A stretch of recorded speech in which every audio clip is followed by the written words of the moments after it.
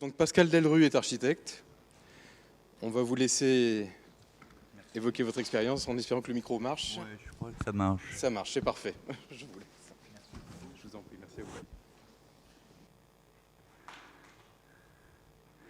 Je ne peux pas m'empêcher de commencer des interventions sans mettre cette citation qui m'a toujours beaucoup inspiré, amusé en même temps. Et je crois qu'elle est vraiment de bonne aloi aujourd'hui, me direz-vous. Je voudrais commencer. Vous voudrez bien m'excuser de mon élocution un peu hasardeuse, due à un problème de santé, mais on va faire de notre mieux pour que ça se passe bien. Merci à Michel Goutal de nous avoir réunis ici. C'est l'expression, encore une fois, de la volonté que l'on a, un certain nombre, à vouloir faire réaliser les idées convergentes sur la construction, particulièrement une construction en pierre. Ça fait quelques années, un bon nombre d'années qu'on a entamé le chemin. Évidemment, on a des précurseurs. Ils ont été rappelés abondamment aujourd'hui. Pour moi, pour ce qui me concerne, un de mes premiers précurseurs, il est ici présent, c'est Gilles Perrodin. Je le salue, fer de lance de notre combat à quelques-uns, et je le salue avec respect. Alors évidemment, quand on commence à remercier ou à saluer les uns, il ne faut pas que les autres, on les oublie parce que sinon ils ne sont pas très contents. Mais soyez assurés, tous ceux qui sont ici peut-être, que le salut vous est adressé également. Alors aujourd'hui, je me sens un peu aussi décalé. Je suis l'architecte provincial, moi, un peu rural. Pas dans les grosses opérations, et qui essaye depuis un peu plus d'une dizaine d'années, ça m'est venu, j'ai commencé comme vous, architecte, diplômé. Je suis installé dans le nord-est de la France, près de Nancy. Quelqu'un vient de parler de Nancy.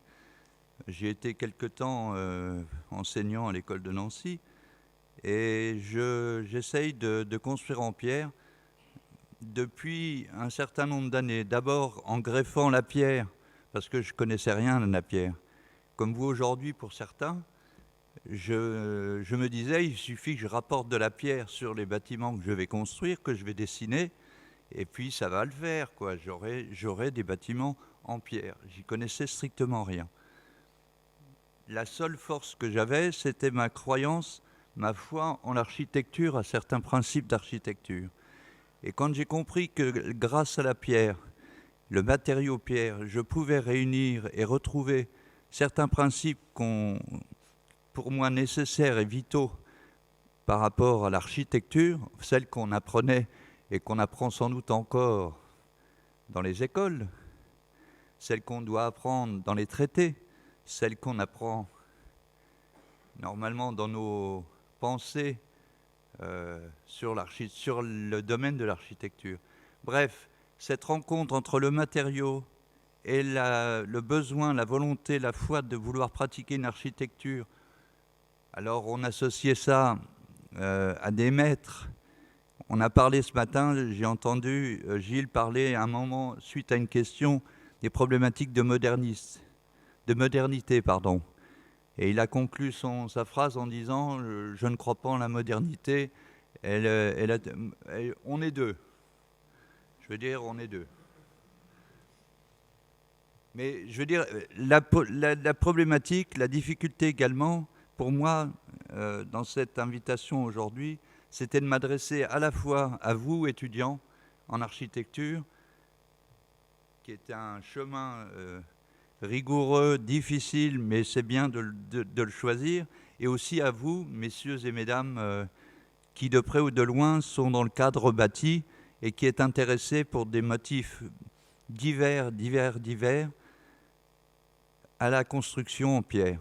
Alors à divers titres, au titre économique, au titre énergétique, au titre d'actualité du monde aujourd'hui, parce qu'on ne peut pas passer à travers ça.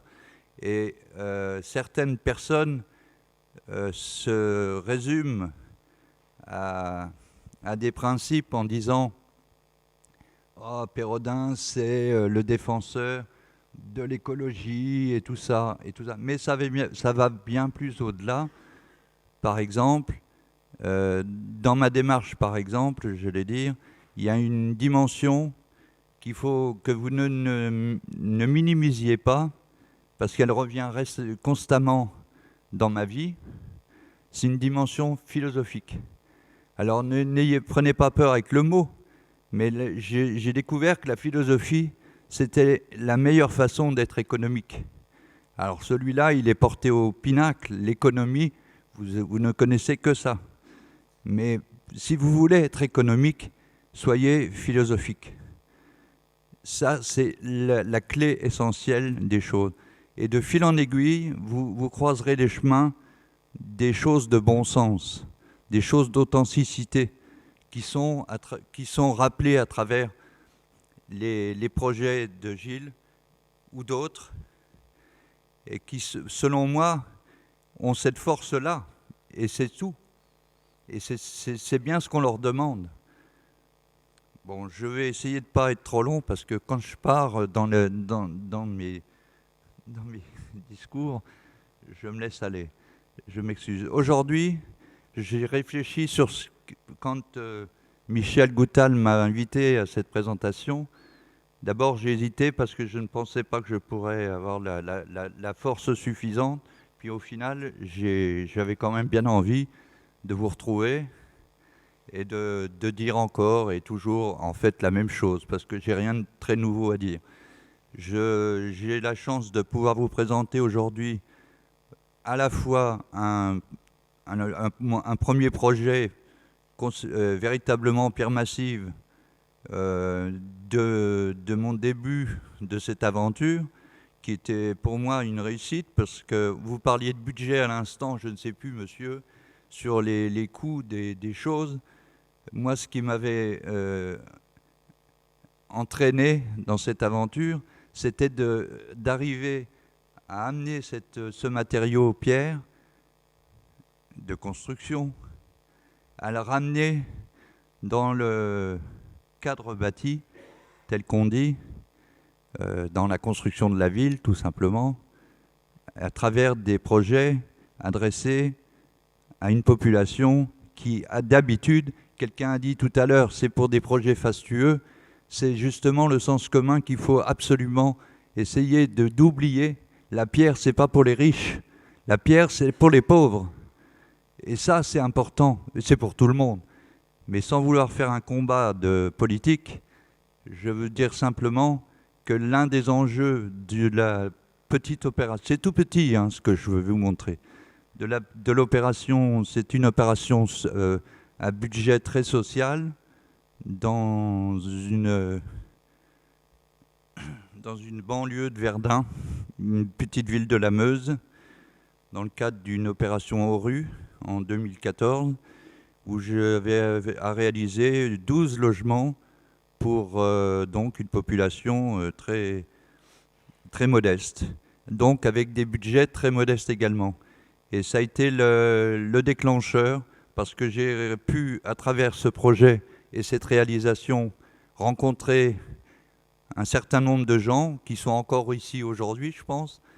Et ça ne s'est pas démenti avec le temps. Quelqu'un aussi tout à l'heure parlait des carriers, de l'importance des carriers. Bien évidemment, la pierre, si vous êtes intéressé par la construction en pierre, il faut commencer par les carriers.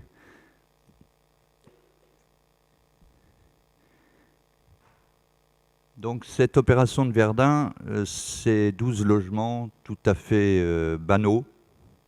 Je ne sais pas si ça se dit. Mais ça a eu ce grand avantage que ça m'a mis les pieds à l'étrier et m'a fait comprendre un certain nombre de choses. Ce qui m'a permis ensuite de développer et de laisser aller les opérations dans le sens où on a oublié complètement les façons qu'on avait de construire. Oui, parce qu'auparavant, c'est cette expérience, et comme vous, ou comme vous bientôt, quand vous serez en capacité ou en état de construire, je ne fais beaucoup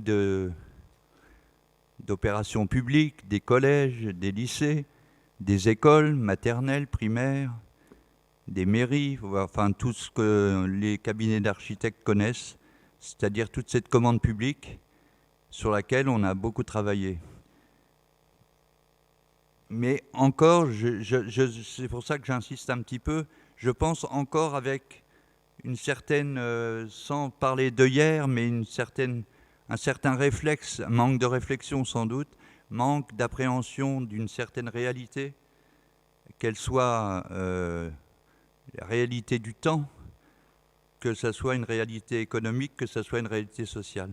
Et puis en s'instruisant, en lisant, on s'aperçoit que des grands sont passés avant nous, ont déjà dit des choses magnifiques, très profondes, et on ne peut faire que les suivre, et on a envie de les suivre, et puis on se prend un grand plaisir à continuer à travers les rencontres des professions.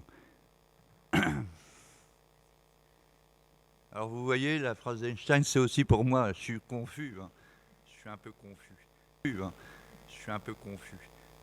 Je ne sais pas si mes outils sont parfaits, je pense pas, loin de là, mais cette confusion, je ressaute dessus parce que c'est ce qui me semble être un des éléments moteurs, enfin pas moteurs, mais clés, et quelque part si moteurs, de tout ce qui se passe autour de nous. Tant qu'on est, vous étudiants, financiers, maîtres d'ouvrage, enseignants, hommes, social, je pense qu'on est tous dans cette ambiance, dans ce temps, ce fameux mot, le temps. J'avais écrit quelque chose à votre intention, mais je crois que je vais laisser passer, mais je crois que c'est une dimension clé, cette notion de temps. Ce temps est capital par rapport à notre travail d'architecte, par rapport à ce qu'on essaye de vous présenter. Il ne faut pas que je m'égare dans tous les sens. Il faut garder... Alors je vais essayer de ne pas m'égarer. Je vais même essayer d'avancer parce que monsieur qui organise les choses ne va pas être content si j'avance pas assez vite. C'est là-dessus qu'on appuie. Qu'est-ce que j'ai? Ah, ça commence... On l'a cité au moins 3 fois aujourd'hui, mais c'est obligatoire. Fernand Pouillon, c'est notre père à tous, quelque part. Bref, le temps, c'est aussi, vous savez, on nous a bien parlé pendant... Moi, je trouve que ça se calme un peu en ce moment, mais peut-être que je suis moins sur les échos, mais le développement durable. Hein, il y a eu quelques années, ça nous a bien... Et c'est important, je ne me moque pas, mais je me moque plus de la communication. Mais pourtant, le développement durable, bon, le développement, on ne l'explique pas, on sait ce que c'est. Le durable, qu'est-ce que c'est le durable? C'est ça qui est important, parce que c'est ça qui lie tout ce qu'on fait, et c'est ça qui résout ou pas les choses. Et je raccroche habilement, vous comprendrez, avec la pierre. Parce que qu'est-ce qui dure plus que la pierre? La pierre, c'est ça l'intérêt de la pierre première, c'est que c'est un matériau qui dure, dans le sens de durée, de temps qui dure. La pierre, ça dure. Et puis aussi, et sans jeu de mots, la pierre, c'est dur. C'est dur. Et c'est très important, parce que c'est bien, et c'est bien de ça dont on parle tous, dans nos projets, dans nos volontés, dans nos rêves de réalisation de bâtiments. C'est de trouver ce matériau, à un moment donné, s'apercevoir qu'au final, si vous regardez bien, on habite, enfin, on vit tous sur un gros caillou, au final. Donc les problématiques de durabilité, je pense, en étant essentielles à la conscience, en fait, se résolvent assez facilement si les hommes s'en donnent la peine et si les systèmes laissent les hommes s'en donner la peine. Parce qu'il est aussi beaucoup question de système derrière tout ça. Mais j'envisage d'arrêter de partir sur tous ces thèmes bien trop nombreux. Je voulais juste vous les annoncer parce que derrière, il y a une réalité et une possibilité pour vous, les jeunes, plus jeunes, de mener ce combat-là, sans être un combat, mais au moins ce travail-là. J'avance. Un blanc. Oui, c'est donc, là je vais passer rapidement toutes ces photos, comme ça on va regratter du temps, et donc du coup on pourra peut-être rendre la chose carrée.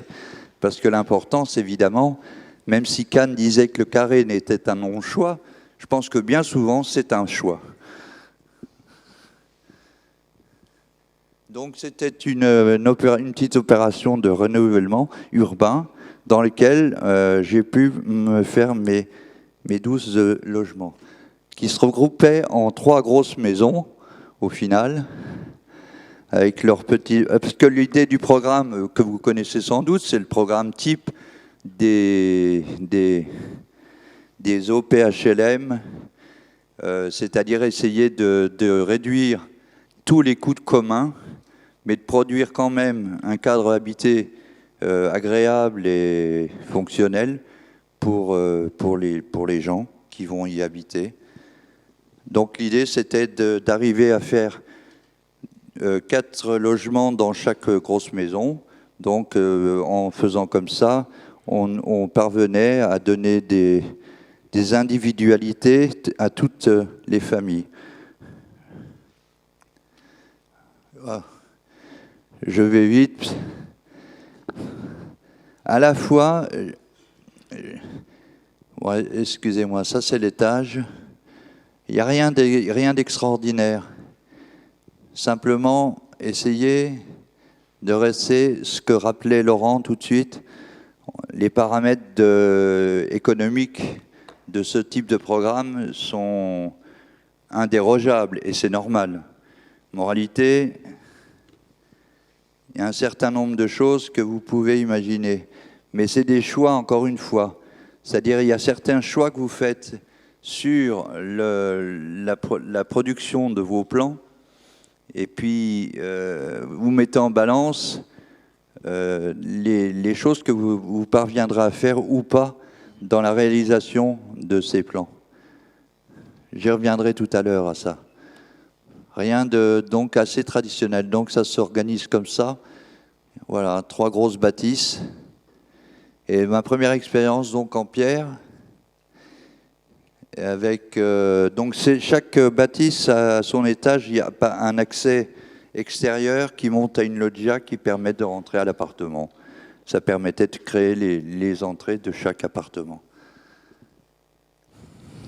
J'ai eu la chance à ce moment-là de rencontrer une entreprise que je crois est dans la salle. Alors, je ne vais pas dire ça pour me faire bisquer, mais quand même, je pense que c'est important que vous pensiez bien à ça. Ça a été dit par Laurent et par Gilles, et ça, je crois que c'est vraiment aussi une clé très, très importante pour mener à bien les envies, les volontés que vous pouvez avoir de construire en pierre ou de faire des projets d'architecture autour de la pierre. C'est de vous associer avec des compagnons, de vous associer avec des gens du métier. Et si vous avez la chance de rencontrer des gens qui sont ouverts à ce type d'objectifs, vous apprendrez beaucoup, et eux aussi. Et on a une chance comme ça de parvenir à produire ce dont on parle, c'est-à-dire du bâti. Oui, parce que j'ai oublié, mais parce que le temps me presse, j'ai oublié de dire aux étudiants, parce que j'oublie pas ma petite casquette d'ancien enseignant, Excusez-moi auprès des autres, mais les étudiants, c'est vous les plus importants, parce que c'est vous qui amenez la chose après. Et je voulais vous faire un petit rappel sur ce qu'est pour moi l'important dans un projet d'architecture. Il y a 3 choses essentielles. C'est délimiter, c'est ordonner et c'est mesurer. Ces 3 choses-là, si vous arrivez à prendre une liberté, mais une compréhension de ces notions-là, vous pourrez faire tous les projets. Et je parle de ça également.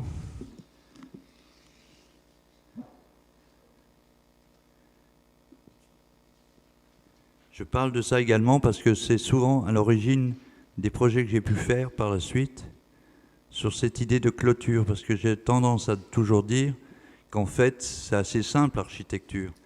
C'est savoir trouver la clôture en un lieu et construire l'abri. Ça se résume à ça. Une clôture, un abri. Et quand vous raisonnez comme ça, évidemment, vous ne pouvez pas partir dans des considérations issues de systèmes et compliqués, enfin compliqués ou pas compliqués, mais sans fond, sans âme, sans vérité. Et c'est là, une fois encore, que vous retrouvez la pierre comme un des matériaux clés, phares, pour vous éclairer ce chemin-là.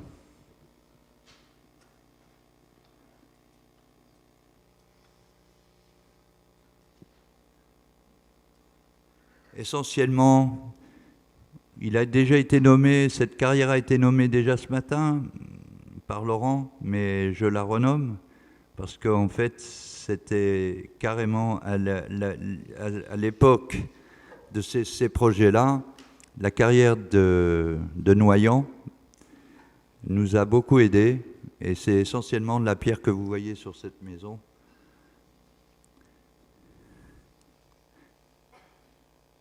C'est important parce que on a parlé, vous avez déjà dit beaucoup de choses importantes sur la complication. Et effectivement, je veux parvenir sur l'éternelle histoire des bureaux de contrôle, des bureaux d'études.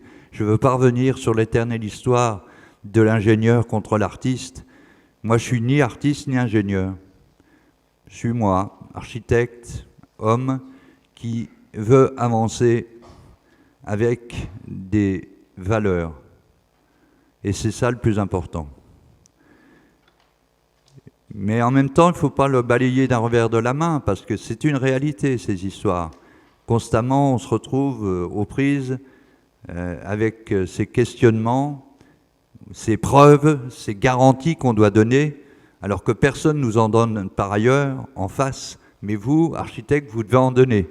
Vous devez donner la garantie que ça va tenir, que ça ne va pas coûter cher, que ça ne va pas pisser de l'eau, que ça va durer longtemps.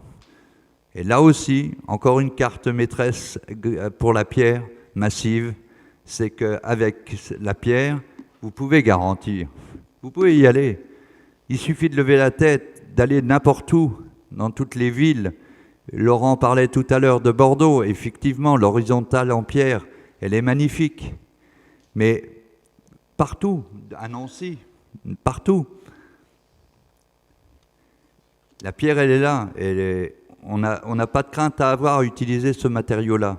Beaucoup moins, sans doute, que tous les procédés, processus, les choses à pose, qui soi-disant sont garanties, mais il faut bien regarder le nombre d'années de garantie, parce que au-delà du jour, enfin bref, vous m'avez compris. Vous m'avez compris. Non, mais c'est important parce que j'insiste encore une fois pour les étudiants, parce que c'est ça. Gilles, tout à l'heure, disait il faut être costaud, il faut vous défendre. Et effectivement, il faut être costaud et il faut se défendre. Effectivement, il faut avoir, même si vous n'avez pas les idées claires, c'est normal, on n'a jamais vraiment les idées claires, mais il faut avoir une certaine type de foi en ce que vous faites et pourquoi vous le faites, même si vous n'avez pas toutes les réponses. C'est ça mon conseil en tout cas, si je peux me permettre d'en donner.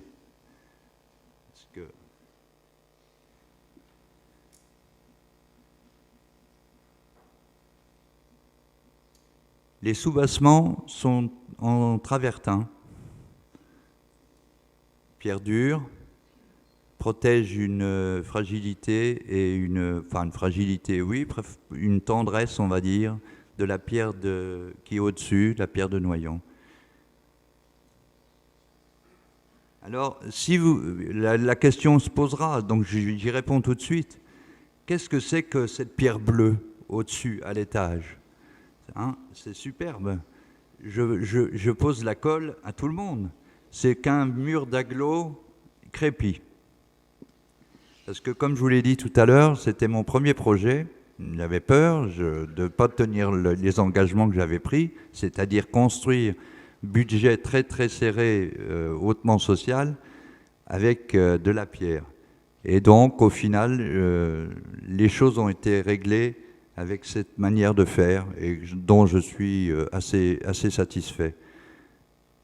Mais les développements, d'ailleurs, que j'ai pu repérer par la suite, vous pouvez imaginer toute une superstructure au-dessus, c'est-à-dire remplacer les agglomérés qui faisaient le second étage par une ossature bois, par du bardage bois. Mais ce n'est pas ça qui est important. Là, ce qui est important dans ce que je dis, c'est que l'expérience était construire 12 logements pour 12 familles en pierre, c'est-à-dire leur donner ce matériau qui normalement est réservé au faste. Parce que je passe les histoires, parce qu'on n'a pas le temps, mais c'est important quand vous faites un projet dans un quartier. Vous marquez le lieu, le coin dans lequel vous travaillez. Vous ne pouvez pas dire j'ai fait un projet, puis je repars et puis je ne sais pas ce qui se passe. On a une responsabilité à ce niveau-là, même visuelle. Oui, donc je me suis amusé, je suis retourné 2 ans après. Et j'ai dit, je vais faire comme les grandes institutions, vous savez, quand ils font des enquêtes, ils disent on fait un retour sur expérience, on va aller interviewer les gens et puis on va demander un peu ce qu'ils en pensent. Et au final, c'était intéressant. Par exemple, vous voyez la loggia, je ne sais pas si vous voyez bien, il y avait le gars de cet appartement-là qui était bricolo. Et ça ne lui allait pas, la loggia. Il avait demandé l'autorisation à l'OPHLM. Et il a reconstruit. Il a fermé la loggia avec une... Oh, c'est pas trop raté pour lui, je trouve. Bref, ce que je veux montrer par là, c'est simplement ce qu'on a essayé tous de montrer quand on a parlé de Pouillon en son temps. C'est que comme vous retournez à Pantin, à Meudon, à Montrouge, des opérations qui ont plus de 60 ans, 70 ans, allez les voir. Aujourd'hui, c'est nickel. Quelqu'un a parlé aussi que la pierre, c'était, je ne sais plus comment. Moi, j'ai retenu une phrase aussi d'un collaborateur de Pouillon qui disait que Pouillon n'arrêtait pas de dire que la pierre, c'était un matériau franc. Et ça aussi, c'est un qualificatif qu'il faut garder en tête. La franchise. Et tous ces systèmes de construction actuelle qui paraissent ne sont pas francs, au fond, quand on commence à regarder ce que ça implique et de quoi elle se découle.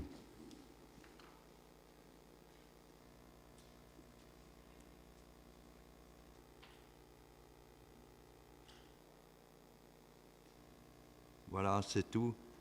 C'est simplement une petite opération 12 logements sociaux à Verdun. C'est sans fin. Voilà. Et je vais vous faire remarquer, j'ai été trop vite aussi dans cette course-là, c'est que les habitants, je le souhaitais, mais vous le souhaitez des choses dans votre atelier, et puis vous repassez 2 ans après, et puis c'est complètement raté. Mais je souhaitais que les coins, vous voyez, comme ça, parce que ça, c'est les habitants qui ont fait leur petite bordure, et j'ai même vu, je ne sais pas si c'est cette photo-là, si, ils font pousser des oignons, un petit peu des légumes. Et on est quasiment sur un parking, là. Mais ça m'a apporté une grande joie, vous vous imaginez bien.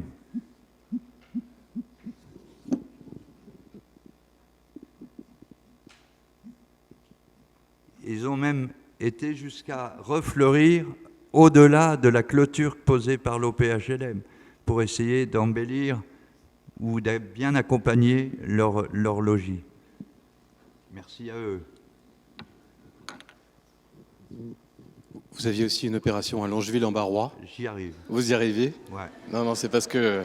Non, j'y arrive. Mais rassurez-moi, je n'ai pas encore explosé le compteur, là. C'est juste pour réserver un temps aux questions, Non, pas de problème. en toute amitié. Voilà, je vais aller très vite, c'est l'auditoire qui va souffrir. Non, mais vous prie de m'excuser, mais... Vous voyez, même les petits signes de tous les jours du quotidien sont là. Je suis désolé, c'est pas très moderne, mais c'est comme ça. C'est la vie. Ça y est, je crois qu'on y est. Quand on voit l'étendard, c'est qu'on y est.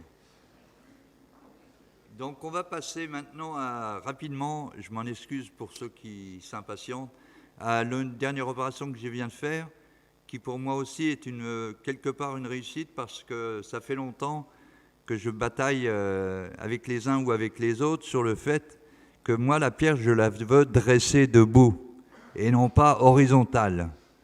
Et alors là aussi il faudrait qu'on rentre dans un débat très pointu ou en tout cas très motivé. Il ne faut pas non plus prendre ce que je dis à la lettre dans le sens d'un combat, c'est plus un clin d'œil. Mais personnellement, effectivement, j'ai envisagé souvent les édifications en pierre comme des monolithes dressés. Parce que je suis un vieux, un ancien, et je me rappelle de mes anciens conseillers, dont un certain moine, je ne sais pas que vous l'avez connu peut-être, ou vous le connaissez, Hans van der Laan. Et il avait cette phrase qui disait « L'architecture naît lorsque vous dressez deux pierres verticales et que vous posez une troisième pierre dessus, horizontale. » Évidemment, c'est bateau, c'est simple, mais c'est quand même capital. Et ça m'a marqué. Donc pour moi, les élévations, j'essaye. Maintenant, je ne suis pas fou, il y a des choses, il faut revenir à l'horizontale. Bientôt, je vais y revenir à l'horizontale, mais pour l'instant, je suis encore debout. Alors, j'avance. Ça, c'est l'image de la chose que j'avais rendue. Alors, j'ai passé un peu vite, je reviens quand même, ça vaut le coup d'être dû, surtout aussi pour les étudiants. Au départ, on avait, c'est à Longeville-en-Barrois, c'est toujours dans la Meuse. L'opération, il s'agissait de construire des vestiaires de foot. Bon, moi je dis, c'est bien les vestiaires de foot parce qu'en fait, là, souvent, on accepte la pierre, tout ça, parce que c'est le vestiaire de foot. Et puis, par la suite, je me suis aperçu en discutant avec le conseil municipal, Madame le maire surtout, et son premier adjoint, que derrière, il y avait quand même la volonté ou l'espoir non vraiment exposé d'avoir une salle communale pour pouvoir faire des fêtes, les vœux, ces choses habituelles que vous connaissez tous dans vos communes.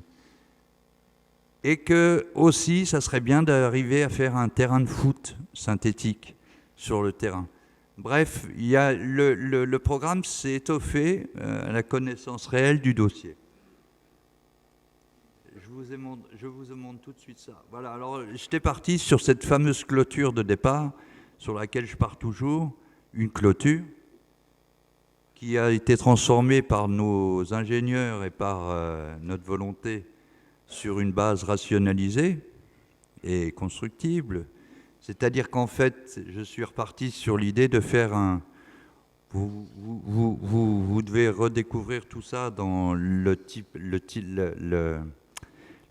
de la villa romaine habituelle, avec l'impluvium et sa périphérie, ces espaces habités périphériques.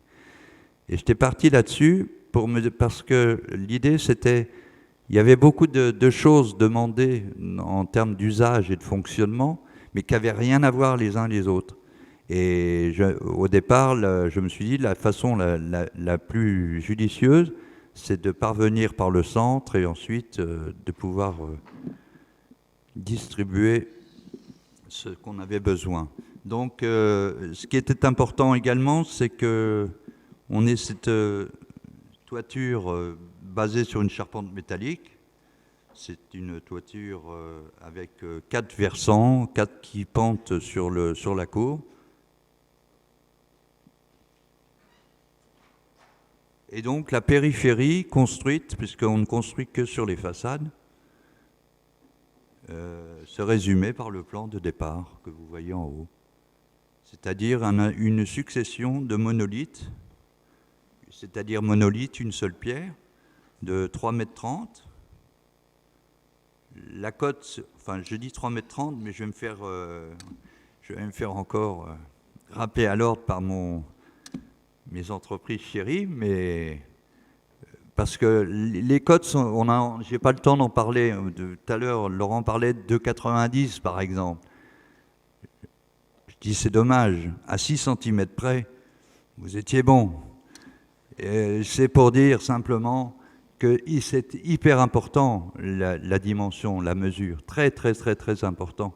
Et ne pensez pas que ce n'est qu'une histoire de chiffres ou de c'est grand, c'est petit, c'est plus grand, c'est plus petit. C'est capital, parce que si vous arrivez à faire lier les chiffres, eux, ils vous apportent beaucoup de choses en retour. Mais on n'a pas le temps. Bon, rapidement les coupes. Rapidement les façades, excusez-moi, c'est parce qu'en fait c'est ça, pas plus ni moins, c'est que ça. Une petite succession de bâtonnets. Hein, 2 petites axonaux pour que vous appréhendiez bien la chose.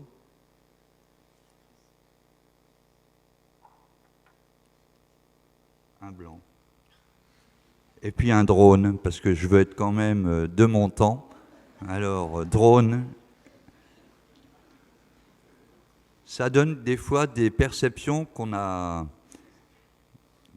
n'imagine pas. Même si Fernand Pouillon, notre père à tous, l'ai déjà dit, il y avait une phrase là-dessus sur le fait que l'architecture ne se fait pas pour les vues d'avion. Les plans masse ne se font pas pour les pilotes d'avion. Ils sont faits pour les habitants, les piétons. Donc ça, c'est pareil, il faut se garder et il faut se méfier de toutes ces visions ou de cette possibilité de vision, de représentation, parce que petit à petit, je vois à quel point ça transforme la perception des choses et des gens, et donc la perception de ce nous on a à faire. Donc rapidement toujours, pour que vous ayez la perception. Voilà, alors d'abord j'avais commencé par réaliser le terrain de foot. J'avais jamais fait de terrain de foot, donc c'est bien, maintenant je sais. Et comment? Et puis donc l'équipement qui va avec. Hein, c'est difficile de l'appeler cet équipement, parce que équipement c'est un terme qu'on on a dans notre vocabulaire avec les maîtres d'ouvrage, avec tout ça, mais quand voilà, les équipements, c'est ce qui va vous faire servir d'usage à différentes choses. Alors là, j'avais visé trop grand de toute façon, donc je rassure, je ne vais pas développer, mais vous le ferez à travers la séance des questions qui va débuter maintenant. Oui, tout à fait. Ah, mais je vous passe juste au moins les phrases. Parce qu'il y a tellement de choses à dire et qui sont très intéressantes. Je veux dire, nous avons remercié Michel Goutal au démarrage de cette intervention. Il aurait à dire sur la notion de patrimoine et le rapport qu'on peut avoir Et je pense que la construction en pierre a un rapport majeur et une importance majeure. Et quand je parle de construction en pierre, j'insiste bien, de tous les jours, du quotidien, pas le palais royal ou autre chose. Mais le patrimoine, c'est, je crois, l'opération que je vous montre à Longeville, c'est ce qui a plu à Madame le maire, c'est que je lui ai dit, Madame, est-ce qu'il vous reste du patrimoine? Mais moi, je n'avais pas dans la tête, est-ce qu'il vous reste une belle église ou quelque chose comme ça? J'avais dans la tête un lavoir, quelque chose qui forme le patrimoine d'un village ou d'une ville. C'est ça qui fait le patrimoine. Et quand vous regardez les beautés que vous pouvez voir, quand vous allez voir un lavoir, par exemple, ou un marché, ou des choses comme ça, c'est ça la notion de patrimoine. Parce que c'est à ça que la population se rattache et se construit. Donc nous, notre métier aussi, c'est pas simplement de faire des produits mots terribles. Notre métier, c'est de faire la transmission d'un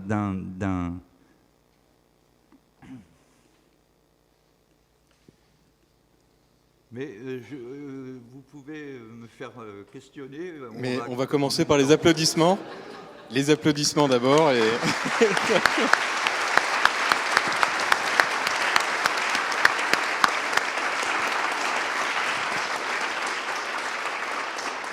Et les images peuvent continuer à tourner pendant les questions. Merci pour l'exposé de votre philosophie et d'une partie de votre œuvre. Par rapport à la question de qu'est-ce qu'on peut faire dans une journée, ça a été un choix au niveau des organisateurs de faire qu'une journée, parce que c'est une première journée. Et donc tout ce qui n'aura pas été dit aujourd'hui le sera à une autre occasion. C'est à votre tour. Et tout à l'heure, vous n'avez pas pu vous exprimer. Donc, très bien. Que vous a répondu Madame le maire? Ah, Madame le maire m'a répondu. C'est bien, il suit. Très bien. Madame le maire m'a répondu. Je ne sais plus exactement ce qu'elle m'a répondu. Mais en fait, non, mais c'est plus important. C'est une vraie réponse à votre question. Et une continuité de ce que je venais de dire avant. Madame le maire et son premier adjoint m'ont répondu 3 ans et demi après, aux vœux qui ont eu lieu il y a 3 jours, au sein de la salle qu'on a construite. Tout le travail qu'on a fait, elle a répondu en apportant sa caution sur tout le travail qu'on a fait et dans la confiance qu'elle nous a donnée, quoi, de réaliser la chose. Parce qu'ils sont intimement convaincus. C'est ça aussi qu'il faut dire. C'est qu'il n'y a pas d'un côté des tenants d'une vérité et de l'autre côté les mauvais. Il y a simplement des gens qui se rapprochent et qui se contactent. Et puis, si on a la chance de rencontrer les bonnes personnes, les choses se font, a priori. Et en tout cas, sur la notion de patrimoine du village, elle est fortement convaincue que son village... Vous savez comment on l'appelle maintenant, Longeville-en-Barrois, qui est vraiment un village, un gros village, mais un village. On l'appelle le Neuilly de la Meuse, du Barrois. Merci. C'est une réponse un peu. S'il y avait d'autres interventions pendant que les images continuent à défiler. Mahmoud Ismail, architecte des bâtiments de France à Fontainebleau. En fait, je suis très intéressé par votre propos de notion du patrimoine, puisque nous sommes architectes des bâtiments de France. Notre rôle est de protéger le patrimoine qui reste quand même défini par des textes, par des lois. Mais effectivement, il y a tout ce petit patrimoine, parfois qu'on le nomme comme ça, les lavoirs, les fermes, les corps de ferme. Mais moi, ça m'intrigue toujours l'idée qu'on se pose toujours de la durabilité, puisque vous avez dit, regardez les garanties de ce qu'on vous fait aujourd'hui, ça dépasse, ça dure combien? Puisque je me pose la question, est-ce que ce qu'on produit, parce que c'est une production, aujourd'hui, sera demain patrimoine? Et qu'est-ce qui fait patrimoine? Et je crois sûrement que la durabilité fait patrimoine, mais la franchise aussi. L'art et la sincérité de bâtir, de maîtriser l'art de la construction, puisqu'on démolit aussi beaucoup de choses aujourd'hui qui ne sont pas... Ma question, effectivement, qu'est-ce qui fait faudrait que ce et soit on la fera question et pas la patrimoine? réponse, tout à fait, merci. C'est une question très philosophique. Merci beaucoup, confrère. Non, mais il fallait... J'ai pas compris la question. C'est peut-être une réponse. Ouais. Non. Ah, d'accord. Très bien. Mais vous le savez sans doute mieux que moi, c'est sûr, puisque au vu de vos qualités, c'est un large débat. Je crois en avoir eu quelques échos en son temps, et c'est pas les architectes des bâtiments de France qui me contrediront. C'est un large débat encore aujourd'hui sur le fait de comment on traite le patrimoine, et donc qu'est-ce qu'on considère comme patrimoine. Est-ce qu'on fait à l'identique? Est-ce qu'on ne retape pas à l'identique? Mais vous voyez bien, tout ça, c'est vieux. Je crois, Michel, tu me corriges, c'est Anatole de Baudot qui est à l'origine des classements patrimoniaux, me semble-t-il. Il avait écrit un très beau livre sur la chose, qui m'avait bien intéressé à l'époque où j'étais plus jeune. Mais je ne veux pas esquiver la question. C'est une question d'homme. Qu'est-ce que c'est le patrimoine? Qu'est-ce que c'est le patrimoine? Moi, personnellement, j'entends dans le patrimoine pater quelque chose. Pas pourquoi, parce que je dois être comme je suis. Donc j'ai quand même le sentiment que la notion de patrimoine, c'est une notion de filiation. Et alors ensuite, la filiation, qu'est-ce que ça peut nous faire? C'est une importance, c'est une responsabilité. C'est-à-dire que quand vous élevez quelque chose dans l'espace public, vous prenez une responsabilité. Vous pouvez prendre la responsabilité ou la casquette de l'artiste, de l'avant-gardiste, de celui qui s'en fout de tout, de celui qui casse tout. Et puis aussi, vous pouvez prendre une casquette, sans prendre la casquette, mais vous pouvez aussi avoir une démarche qui dit ce que je fais, ce que je produis sur l'espace public, essaye de tenir compte avec ma sensibilité, évidemment, avec ce que je sais et tout ce que je ne sais pas, d'un certain nombre de points en fonction des lieux et tout ça. Donc pour moi, la notion de patrimoine, c'est ça, c'est avoir ce respect, cette conscience de la responsabilité que l'édification de quelque chose, d'un cadre, j'ai dit cadre bâti tout à l'heure, mais c'est une expression que j'aime pas beaucoup, mais dès lors que vous édifiez quelque chose sur cet espace qui appartient à la cité, parce que ça aussi, c'est important, cette notion. Mais hélas, je suis beaucoup trop classique, entre guillemets. J'en ai bien conscience, mais c'est comme ça que je fonctionne. En tout cas, c'est ce qui produit ma pensée aujourd'hui. Donc, en résumé, qu'est-ce que c'est le patrimoine pour moi? C'est une filiation qui me donne des responsabilités et aussi qui me donne des moyens de dire à quel point j'appartiens à une communauté de cités. Une cité, c'est un ensemble d'hommes et de femmes qui s'organisent dans une clôture pour faire des choses, pour s'organiser ensemble et produire des choses. Évidemment manger, évidemment subvenir à ses besoins, mais bien plus, évidemment produire de la culture, produire du sens commun ou pas, mais en tout cas, ça rattache à tout ça. Et tout ce qui va se rattacher à ça en termes de cadre bâti, en termes d'édification, en termes de construction, ça fait partie du patrimoine. C'est-à-dire que le patrimoine, je répète, il est responsable. Ce qu'on voit qui règne dans toutes nos campagnes ou villes, partout, nous submerge, nous écrase. C'est pas du patrimoine. Ça nous bouffe, ça nous tue. Tout à l'heure, Gilles, tu parlais de la modernité a fait mourir les choses. J'en suis aussi tenant. C'est pour ça qu'en face, il y a cette notion de patrimoine. Je ne sais pas si j'ai répondu à ta question. Je pense en tout cas que les termes du débat sont posés. Merci. Merci vraiment pour ces interventions, ces partages d'expérience.